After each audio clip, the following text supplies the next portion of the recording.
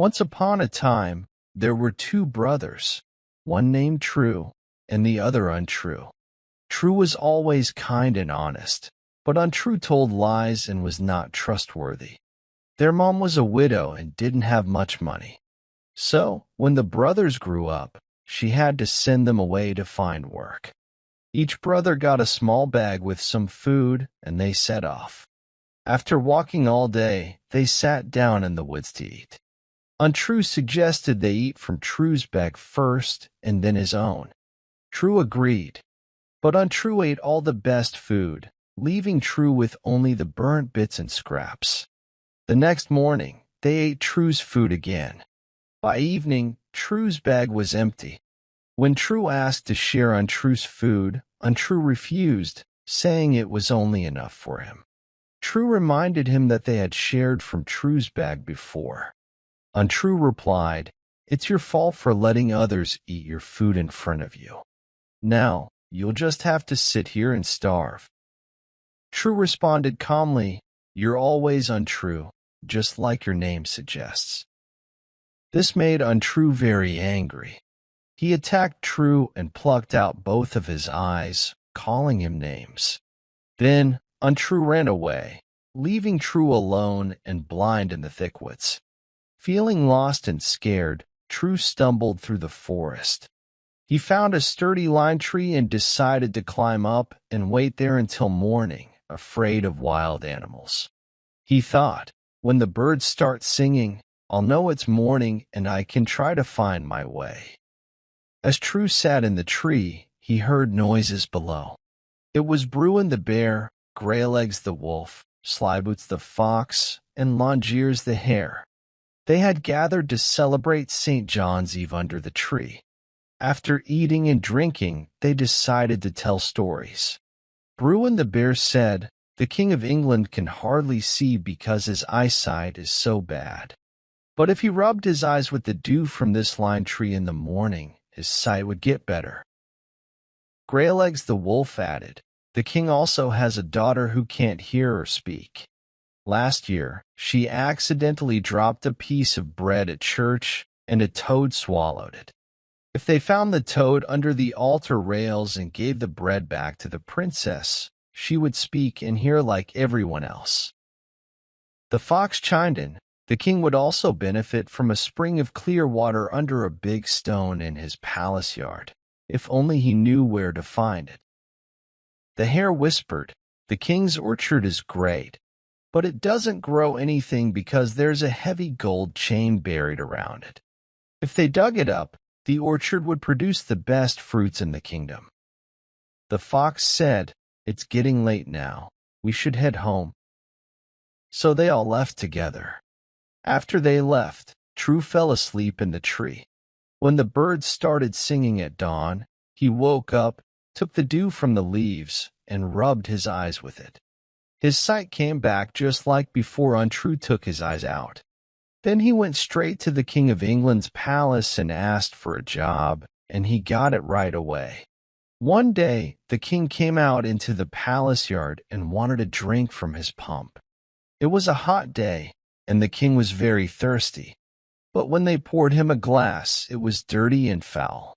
The king got upset. "I don't think anyone in my kingdom has such bad water in their yard. I bring it in pipes from far away," said the king. "Maybe, your majesty," said True, "but if you let me have some men to help me dig up this big stone in the middle of your yard, you'll see good water, and lots of it." The king was happy to help. They hadn't removed the stone for long before water shot out high into the air, clear and pure. It was the best water in all of England. Later, the king was in his yard again, and a big hawk was chasing his chicken. Everyone yelled, "There he goes!" The king tried to shoot the hawk, but he couldn't see far, so he felt very sad. "I wish someone could cure my eyes," he said. "I think I'll go blind soon." "I know a cure," said True. He told the king what he did to cure his own eyes. The king went to the lime tree that very afternoon and rubbed his eyes with the dew on the leaves. His eyes were cured right away. From then on, the king loved True the most and always wanted him around, at home and when traveling. One day, as they walked in the orchard, the king said, "I spend a lot on my orchard, but none of the trees bear fruit." "Well," said True, "if I can have what's twisted around your orchard 3 times and some men to help dig it up, your orchard will bear fruit." The king agreed, so True gathered men and started digging. Eventually, he found the whole gold chain. True became very rich, even richer than the king. But the king was happy because his orchard now bore so much fruit that the branches hung down to the ground, and the apples and pears were the sweetest anyone had ever tasted. Another day, the king and True were walking and talking when they saw the princess. The king felt sad when he saw her. "It's sad that such a lovely princess can't speak or hear," he said to True. "Yes, but there's a cure," said True. The king was thrilled to hear that. He promised True the princess's hand in marriage and half his kingdom if he could cure her. So True took a few men, went to the church, and dug up the toad under the altar rails. He opened the toad, took out the bread, and gave it to the king's daughter. From that moment on, she could speak and hear like everyone else. Now it was time for True to marry the princess, and they prepared for the wedding feast. It was the biggest feast anyone had ever seen, and everyone in the land was talking about it. Just as they were dancing the wedding dance, a poor boy came in and asked for some food. He was so dirty and sad-looking that everyone felt sorry for him, but True recognized him right away. It was Untrue, his brother. "Do you remember me?" asked True. "Oh, how could someone like me ever forget such a great lord?" said Untrue. "Still, you have seen me before," said True. "You're the one who took out my eyes exactly a year ago today. Untrue by name and untrue by nature, as I've said before and I say it again. But you're still my brother, so I'll give you some food. After that, you can go to the lime tree where I sat last year. If you hear anything helpful, you'll be lucky." Untrue didn't hesitate. If True has become the king of half of England just by sitting in the lime tree for a year, then maybe I can also get something good, he thought. So he went and climbed up into the lime tree. He hadn't been sitting there for long before all the animals came again, just like before, and they ate and drank and celebrated St. John's Eve under the tree.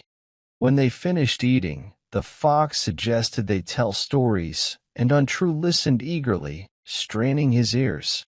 But Bruin the bear was grumpy and growled, saying, "Someone must have been talking about what we said last year, so now we won't share what we know." With that, the animals said good night to each other and left. Untrue was still as clueless as before, and the reason was clear. His name was Untrue, and his nature was untrue too.